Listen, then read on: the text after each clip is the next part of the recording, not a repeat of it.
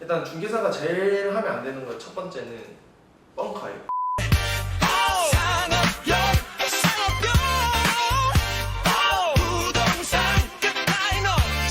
일단 1차적으로 법인 매수에 대한 장점, 그리고 보통 법인 매수를 진행했었을 때 자본금을 얼마 정도 넣어야 되는, 그리고 왜 법인 매수를 해야 되는지. 이거는 일반이 똑같은데. 법인 매입의 장점은 최근에 지금 개인은 RTI의 영향이 너무 세져가지고 그 빌딩을 샀었을 때도 일반적으로 빌딩 수익률이 6% 이상이 넘어가지 않으면 대출 거의 안 나와요.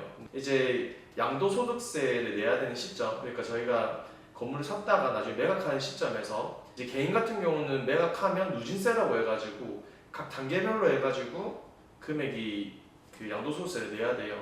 또 법인 같은 경우 아까 말씀드렸다시피 법인세 자체가 일반 그 양도소득세 누진세보다는 낮기 때문에 이거를 계속 자산 굴리기를 계속 하시는 분들 같은 경우는 애초에 진행했을 때부터 법인으로 사고 팔고를 계속 진행하시는 게 자산이 조금 빨리 불어날 수 있는 방법 중에 하나인 것 같습니다.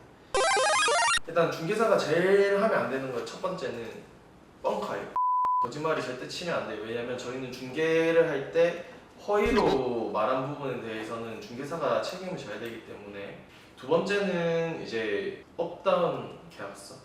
그러니까 실제로 법에서도 정해져 있고 하지 말라고, 그 중개사법을 보시면 업계약서, 다운계약서에 대한 부분이 명시가 되어 있거든요. 그리고 세 번째가 슈킹인데, 슈킹이 뭐냐면 가운데서 중개사가 계약금을 받는 행위예요.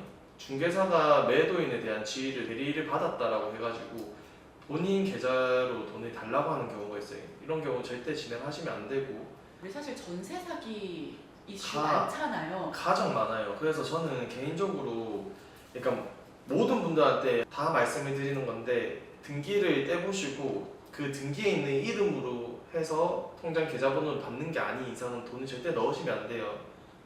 2년 만기 할 때쯤 돼서 빼서 이제 다른 집으로 옮기려고 하는데 집주인이 나 돈 없다. 너 여기 좀 더 살아라. 안 주는 거예요. 그런 경우에는 어떻게 해결을 해야 되나요? 이제 전세로 만약 들어간다고 하면 전세 설정을 하는 게 베스트예요. 등기 자체에 그 전세권 설정하는 게 제일 좋고, 그게 아니라고 하면 이제 뭐 SGI 서울보증보험이나 아니면 지금 국가에서 하는 그 주택보증보험 이런 데 가입을 하시는 게 가장 좋은데,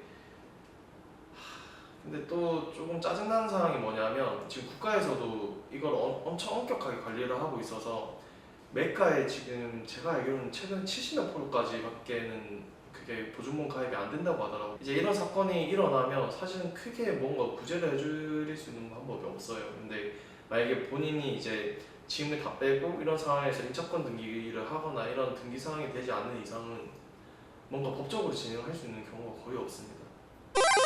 저 같은 경우는 이제 제일 처음에 빌딩 매수 할 때 1단계는 본인에 대한 판단이 먼저 돼야 돼요. 그러니까 본인이 하이리스크 하이리턴에 대한 성향이 강한지 아니면 로우리스크 로우리턴에 대한 성향이 강한지에 대한 부분을 좀 먼저 파악을 해야 되는데, 이거를 제가 왜 말씀을 제일 먼저 드리냐면, 본인이 로우리스크 로우리턴에 대한 성향이 강한 사람들이 하이리스크 하이리턴에 대한 생각으로 해서 빌딩을 매입한다고 하면 사실 원금도 못 건지고 나오는 경우도 봤습니다. 두 번째는 가용 현금에 대한 부분에 대해서 생각을 해야 됩니다. 그리고 세 번째는 이제 본인 금방도 말씀드렸다시피 본인 성향과 가용 금액이 나오면 적정 금액 얼마에 좀 살 수 있는지 체킹해야 되고, 그리고 네 번째가 이제 물건들을 보면서 이 물건들에 대한 파악들, 그러니까 뭐 얼마의 매가, 그리고 어디 위치, 그리고 얼마의 수익, 약간 이런 것들에 대한 판단을 해야 되고, 그리고 다섯 번째가 미래 가치에 대한 예상. 저희가 이거를 뭐 만약 100억짜리 건물 샀으면 이 건물이 뭐 한 3, 4년, 4, 5년 뒤에 뭐 한 130억에 팔 수 있을 것 같다. 여섯 번째는 이제 그 대출이 얼마 정도 나오는지 명확하게 판단을 하시면서 진짜 엑시 전략을, 이거를 내 물건에 대해서 뭐 구조를 어느 정도까지 짜가지고 임대 수익을 어느 정도까지 높여서 이거를 얼마에 팔겠다가 나와야 되고, 그리고 일곱 번째는 콜하게 가서 결제하시면 됩니다.